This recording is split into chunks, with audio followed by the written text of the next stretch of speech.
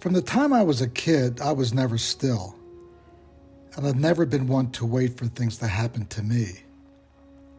I've heard it said that only amateurs wait for inspiration. Professionals get up every day and go to work. In other words, proper artists don't hope that inspiration will come to them.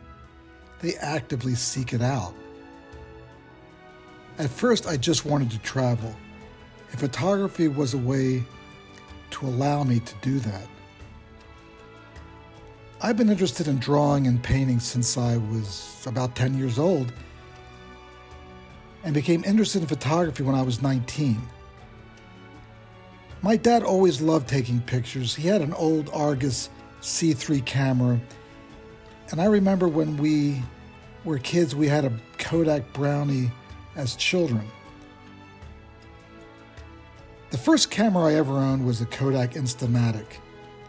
I took it with me on my first long trip to Europe in the summer after I graduated from high school in 1969. It was a simple point-and-shoot camera, but I remember working with my father trying to figure out how to use it before I left.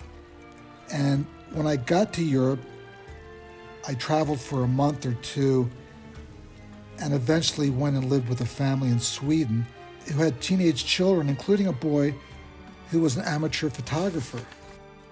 We would go on long walks around Stockholm taking pictures. It was my first experience of wandering the streets of a city with no purpose, no expectation, just to look, observe, and watch people and experience life. I enjoyed being able to walk around and photograph without any deadlines, without any assignments, or any pressure, just the world as it was as my blank canvas. I started my life in photography without any resources, without any money, but I was free. I was completely able to wander and explore the world. Everything was fresh and new. It was exciting to go out, photograph something for the first time. I studied cinematography in college, and at that time took a fine art photography class, and I immediately fell in love with photography. That class in still photography changed the course of my life. I loved everything about it. I loved the wandering, the solitude, looking for that serendipitous moment. There was no script, there was nothing planned. It was just being free and observation. Filmmaking is a collaborative enterprise, usually involving crews of people, a demanding script, the post-production, pre-production. But photography is more immediate. It's a solitary craft.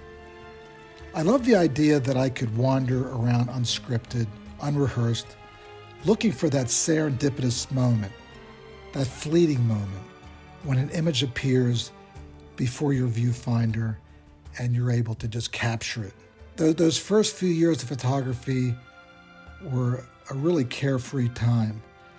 I would just walk out the door with my camera, some film in my pocket, and start to work.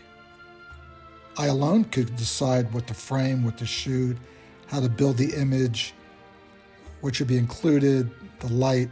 Everything was just there for me to decide how to craft the picture.